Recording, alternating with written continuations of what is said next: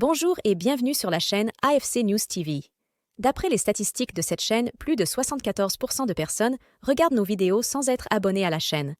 Alors, si toi qui regardes cette vidéo, tu te trouves dans ce cas, n'hésite pas de t'abonner à la chaîne. Cela ne te coûtera rien, mais aidera notre équipe à mieux travailler. Merci.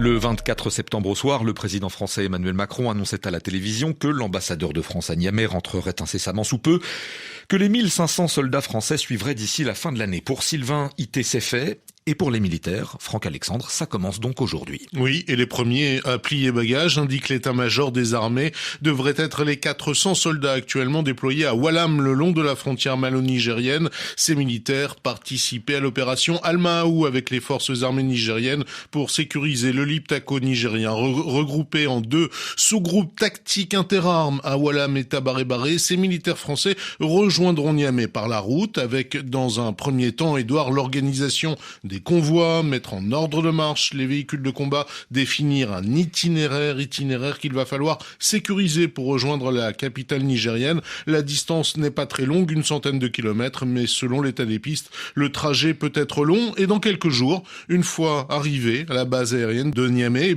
ces 400 soldats rejoindront immédiatement la France par avion. En termes de conduite, on fera ce qui est planifié, c'est nous qui fixons le tempo, insiste de haut gradé, pour un départ en bon ordre, en sécurité et en coordination avec les autorités locales, mais l'état-major des armées ne commande pas, Édouard, les déclarations de la junte qui, ces derniers jours, a justement laissé entendre que cette coordination technique n'est pas une évidence. C'est la première phase du retrait français qui commence donc aujourd'hui, Franck, puisqu'il faudra ensuite désengager rien moins que la base aérienne projetée de Niamey. Considérable travail de planification pour sortir 1 millier d'hommes et des centaines de containers, un départ par les airs pour les personnels, mais obligatoirement par voie terrestre pour la partie la plus lourde du fret, le tout en 3 mois. L'armée française doit donc trouver hors du Niger un hub logistique afin de centraliser le matériel évacué avant de le renvoyer en France. Pour l'heure, rien n'est arbitré. Le port de Cotonou serait tout indiqué, mais la junte nigérienne ne semble là encore pas pour le moment disposée à ouvrir sa frontière